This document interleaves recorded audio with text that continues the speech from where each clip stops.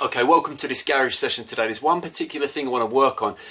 This is something, a combination of a few things. One, something I learned at a Zen Golf Mechanics 3-day golf experience at the Belfry. I'll talk about that in a second. Two, a distinction that I got from my movement coach to do with length through the front line. I'll explain what that means in a minute. And then combining these two things together to give me what I want to see visually when I look at the swing in conjunction with some, how can I put it, making sure I tick the boxes when it comes to function of the golf swing. And this is again something I learned from Marcus from Zen Golf Mechanics. Now, you know, let's just get to it. Oh, and by the way, I've also got the hack motion on here, which is connected up to my phone just out of view. We're not going to talk too much about this today, but I'm just curious to see some numbers to get used to it because I've only just really started using it. And we'll also be videoing it over on the iPad, and we might go back and forwards and look at some things on the iPad. So I'll be grabbing the camera, and I'll be whizzing it around there. For me to do this on a regular basis, there will be minimal editing, so let's just get to it. So the one thing that I learned from the Zen Golf Mechanics experience at the Belfry was when I stood on Marcus's pressure plate and I hit a golf shot. When you look at the screen and you see the pressures move, mine was like this, beep, nothing, hardly anything at all. And he said, yeah, this is the difference between form and function. You know, you can develop a nice sort of pretty looking golf swing, but if it's got no, you know, dynamism to it, then you're not going to get the most out of your body. And if we think of the body as the tool, you know, and the club as just an extension of this tool, then, you know, I wasn't really performing to the levels that I wanted to. Now, after he explained a few things, I went back onto the plate and I did something where I de-weighted my body. Imagine standing on a set of scales and you look down and you see like 12 stone or 75 kilos, something like that. And then you do this movement here, where you kind of, it's almost like, you can see if I lift my legs up, the scale would kind of go back to zero periodically before my weight goes down. Now if I do that, what happens as well as I land back on it, the scales, they go higher than your weight because you're increasing your body weight into the scales, you're increasing the mass going down. And it was that pulse, that impulse of movement where he said, oh wow, that's really athletic. You can see now on the chart it's going bang, like this, bam. So then the question becomes, how do I use that impulse in order to generate more athleticism through the golf swing? So I started playing around with it. And what was interesting is initially, I would just do that movement there, and I noticed that all this area, the clubs, my arms, kind of got left behind as I went lower, and then I would spring up, but I would still get this kind of early extension position. So it'd be kind of something like this.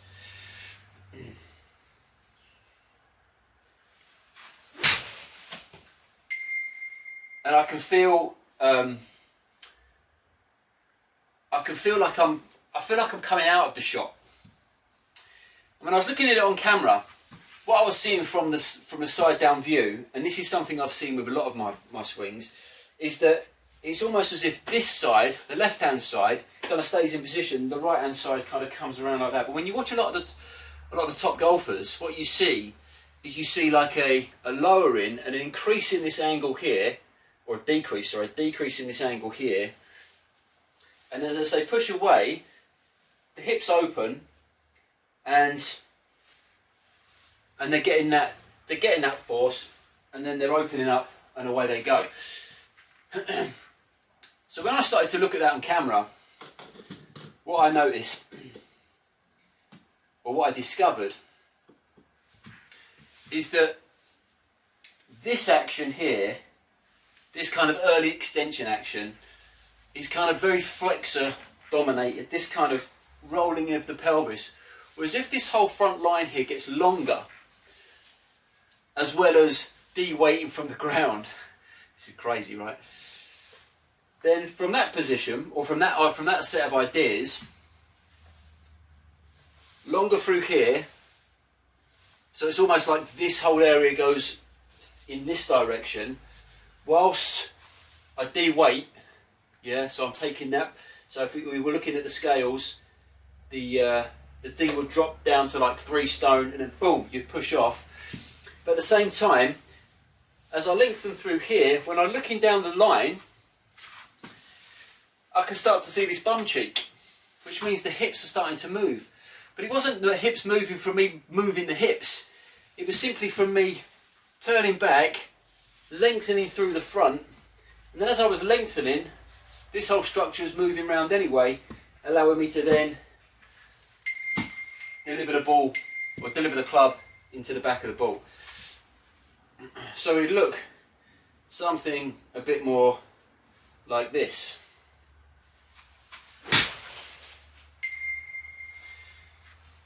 And I'm not sure what that looked like to you, but what that felt like to me, and the reason I'm videoing these swings, and I'll get the iPad on in a second, is because what I'm looking at, there's 2 things I want here. I want it to look how I want it to look, but I want it to feel athletic, and I want it to, you know, if I was on the power plate, I want it to represent an athletic swing based on my ground pressures. So I'm looking to, you know, tick the box with ground pressure. I'm looking to tick the box with what it looks like, with what I'm looking for, and then also I want it to feel easy, because it has to feel easy, right? So for me, to turn here so I can see this right shoulder in the mirror, that means I haven't sort of swayed off, I've just done a pure turn.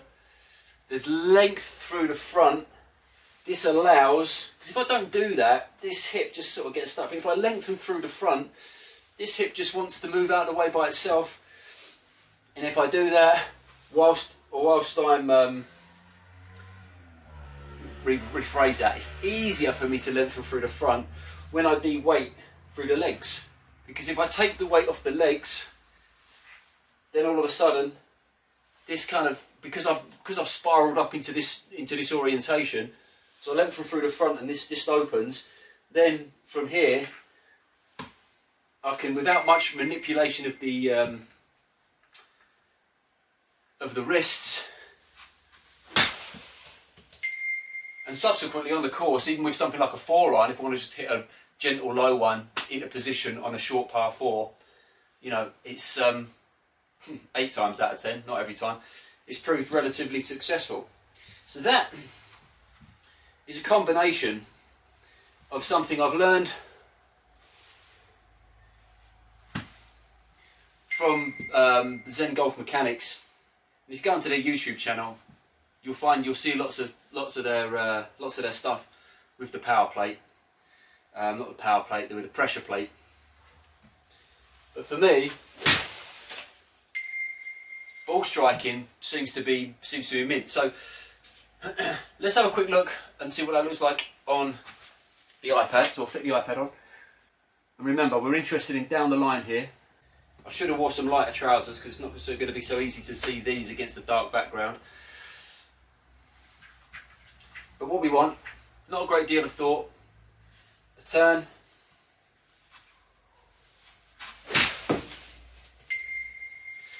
and let's have a look.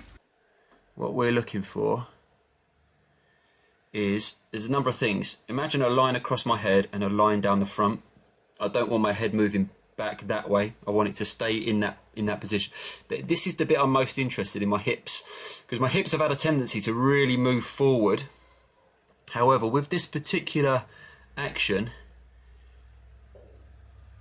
as I get length through the front, the left bum cheek comes away.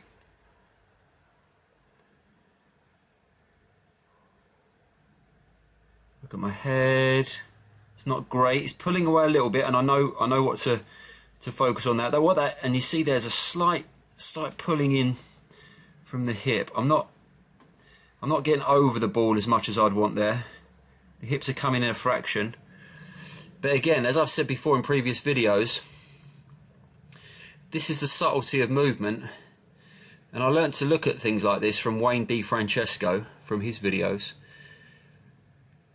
And it's that subtlety there which I'm going to look to change during this garage session. But in terms of where the hips are in space, you can see that little blue thing behind my bum there, whatever that is. You can see I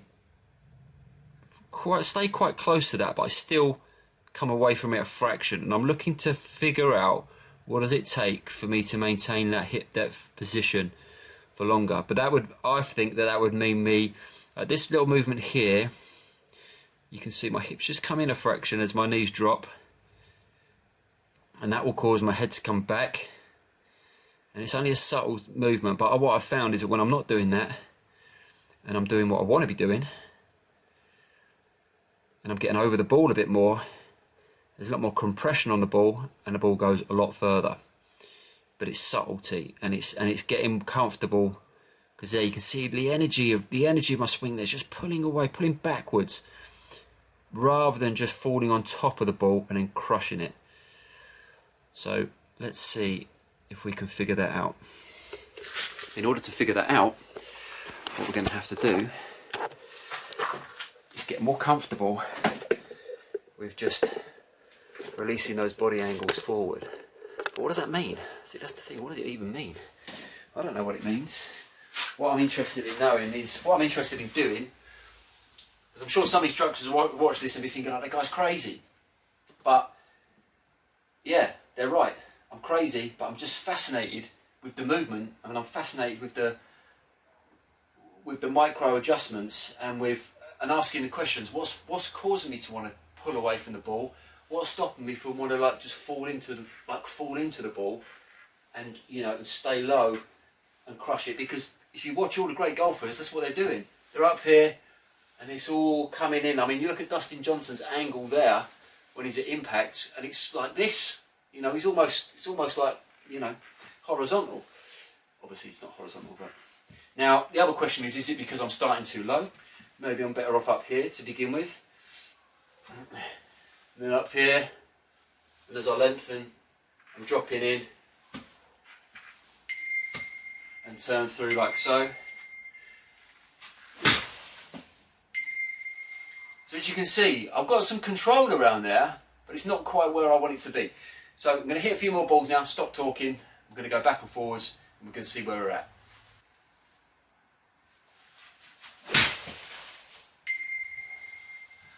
Let's have a quick look. Okay, perfect, right.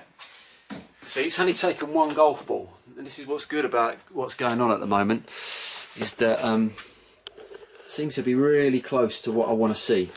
Because the thing is, once I see what I want to see, guess what? Well then, I'm just going to keep an eye on it. I'm not going to be trying to make changes all the time. Nobody really wants to make, everyone wants to get out and just play, and everything be in flow. And that's really what I'm after. So if we look here, watch now. See, there's not as much of pulling back there. You look at my bum, I could probably open up earlier, but in terms of where it stays, it's in relatively the same place. Head position seems to be, it's not pulling away, it's just dropping there, rotating, and I'm happy with that. I mean, that is it. That's from down the line anyway. So I'm happy with that. So now I just have to go and do it a load. Until when I come back again tomorrow, it's like a default. And that's the problem. You see what happened on the first one? I was pulling away and I wasn't dropping down, it wasn't a default. Plus as well, remember, the garage session isn't a session in and of itself. It's like the first stage. Second stage is taking this to the course, working with it on the par 3, and we'll maybe to there shortly. So that's what I'm working at. You can see what I'm working on. I'm looking to keep those angles.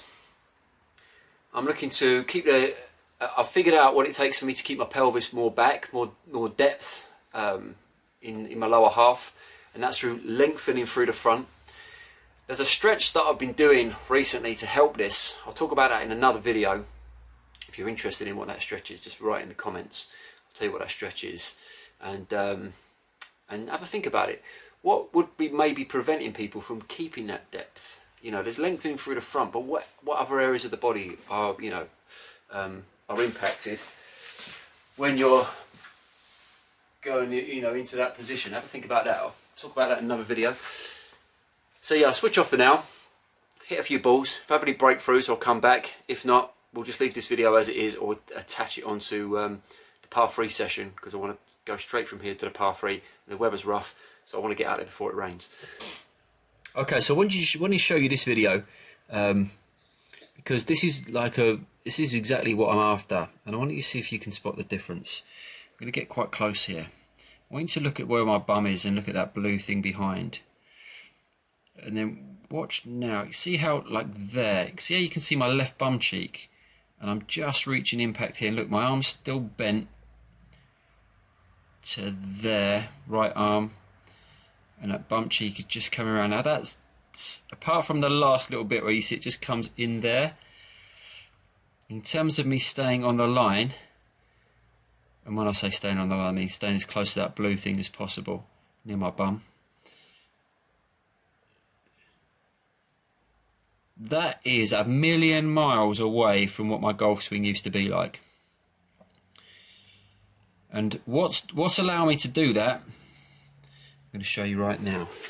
That's me over-exaggerating this movement here. Because they say about, you know, in lessons, oh yeah, exaggerate a movement. But sometimes, I don't know if that's the greatest way of thinking about things. But when I go up here, what it is for me is maximising that length through the front, through the front. So it's not, and at the same time I'm doing that, I'm de-weighting from the ground. So if I wasn't to de-weight, it'd be like, I'm pushing. But really what I want to do is if I drop and allow that to happen, then once I get to here, then I've got this. And again, to me, and this is where it's interesting, and this is where I might need some more clarification from Marcus from Zen Golf. From here, it's not a jump up, because to me that just feels like I'm throwing myself out of the whole thing. This is similar to what, if you've ever seen Mike Malaska on the Be Better Golf channel, or on Mike Malaska's golf channel. For me, what that is a de-weighting here, and then I'm pushing away from that direction, which is pushing this hip back around this way, which is what I want to see down the line, right? So I'm up here, and I've got that action. And interestingly enough, on the hack motion, it's given me really good impact conditions, I think, because I'm still getting used to this. But it keeps showing me that I'm in the right range. But again, I'm not 100% sure about all this yet. I've only got the basic version, and if you want to watch a bit more of an in-depth discussion on that, then I suggest you go over and subscribe to the Be Better Golf channel, because he does really good videos discussing that. But again, so what I'm working on now is I've got my pure turn, and the other thing as well is this angle. Is this, you see, you can swing back and you can have the intention that you're coming down like this. You're falling down at this angle here, or like most golfers, they sort of set up like here, and I swear in their mind they're thinking, right, okay, they're thinking up here, up there. And in order to really compress the ball, that arc, and again, not to keep going on about Marcus from Zen Golf, but he talks about, as you get up here, if you was to release the club here, you'd be going into the ground back here. But because of the forces that you're applying, from here, as you push up or away, the club goes from hitting into the ground to then coming back square with the ball. It doesn't stay here and then never go lower. That's what most people think about their swing as, like, you know, they stay here. What you're looking to do is almost you're trying to take a chunk out of the earth here, but then as you push away and this right shoulder comes up and everything comes up, you find your low point behind the ball, but with maximum athleticism and maximum force. So, going back to what I'm saying, as this length exaggerates here, then I can push away from here as this right shoulder comes back, and what we're left with is, you know, a real powerful, balanced golf swing. So I'm going to play around with that for a bit more. I'm happy with what I've seen on camera from down the line. I've not looked at the front view. It's interesting because what I would want to be seeing, I'd want to be seeing this right shoulder, just so I know that I'm reaching good rotation, and then from there we can drop, get that length, and ideally, and again this is someone else I want you to check out John Erickson. He talks about a 4:30 line. So imagine 12 o'clock here, 6 o'clock through there, 3 o'clock here. You want to be coming in at 4:30, and as you come in and you rotate hard, which again comes from this length through the front, it's pushing away from this left foot. You don't really have to do a great deal with your wrists because your club's open, bang, but you turn. But again, I've not done John Erickson's course, so don't be coming to me thinking that I'm the be all and know all, because clearly I'm not. I'm only a 4 handicapper, 4.1, and some of these ideas that I'm learning from these guys seem to be making a real big difference to my ball striking. So there you go, enjoy, and we'll see you on the course. All right, before we go out to the course, I want to do a little rapid fire. I was just doing this a second ago. Seems to be brilliant. I keep getting a ding from the hack motion. I feel like I'm opening up this hip, and that's where all my attention is going into my lengthening through the front, pushing off that left foot, getting those hips to turn, and I just want to see what it looks like on camera. So this is more for me than it is for you, but I'm letting you into my wonderful world. So here we go. Not enough.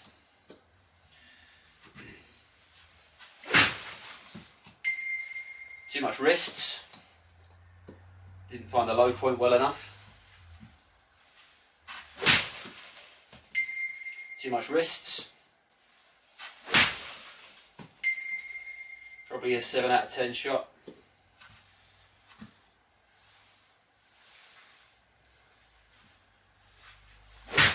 Bang.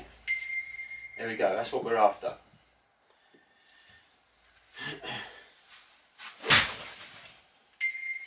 Probably a fraction fat. Pretty solid. Seemed to come off a little high, but that's, you know, still might have been okay, hard to tell. Let's try and really maximise that now, because that's what I was doing a second ago.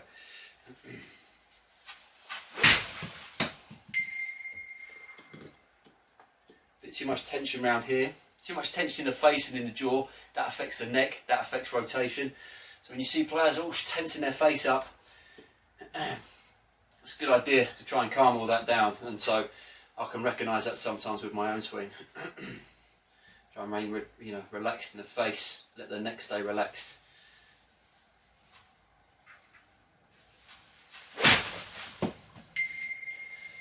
Come off a little high, not sure if that would have been a little high and a little right.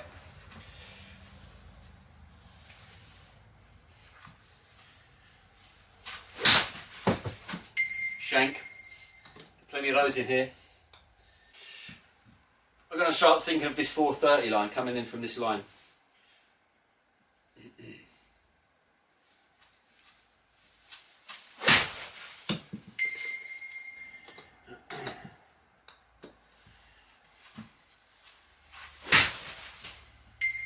I think that's the feeling I want around my hips.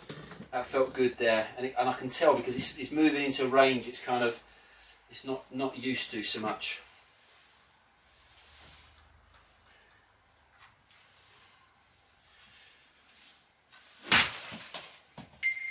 That adds some nice rhythm to it. And that's the thing sometimes, it's all well and fine going fast, but it's finding that optimal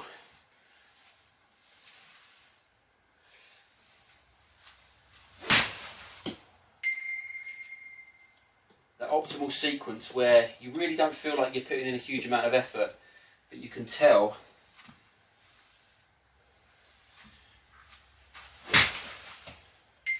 that it's flew off the club face.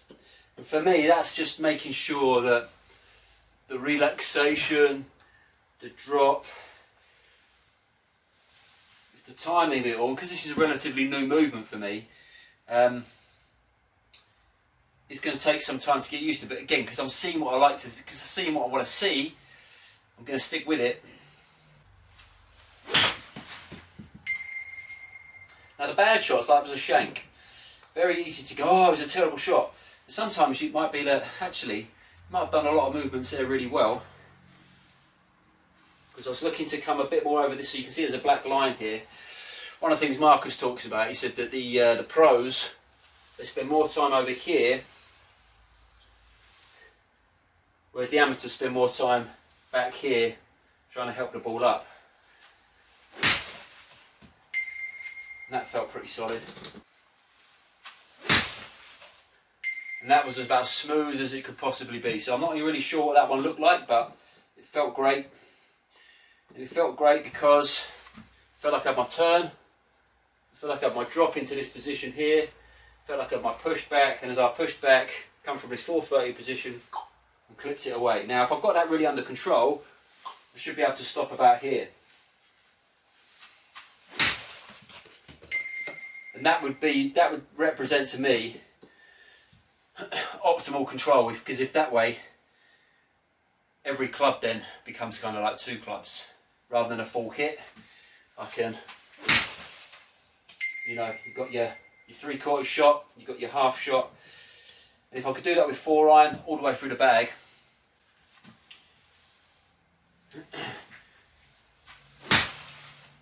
I mean that's about as good as it gets. So right now for me, I mean this thing keeps pinging nice numbers. That's about as good as it gets. So we've got to take that to the course. We've got to put that into the course and see what it looks like on the course, because it has to be the same. Otherwise, this is wasted time. Because no point in being good in here. No one's going to see me in here. I'm not going to pick any trophies up in here. You know what I'm saying? So yeah, let's take it to the course. Okay, so we've got 4 swings here from yesterday. This was after I'd been in the garage. I'd gone straight to the par 3, because what I found previously is that I can get things looking great in the garage, but when I go out onto the course, you know, I mean, we could ask the question, what changes? And maybe it's because I'm looking at a target in the distance. I mean, that's different than when I'm in the garage. The surroundings are different. Old anchors, what does that mean? Well, you know, I've been playing golf for many years, so, you know, as they say, old habits die hard. So this, I'm going to go to this one first. This is the first swing of the day. This is the second hole at the par 3 on Abbey Hill. I'm hitting an 8-iron here. But I want you to look, like, if you look at my head and you watch it against the tree and you look at my bum and look at its relationship maybe to that tree, look how bad this is in comparison to what I've said I wanted. So there's my angles there, and then watch, I get compressed this way. Look how I've got no angles left there, and look at this point here. You can see this gap.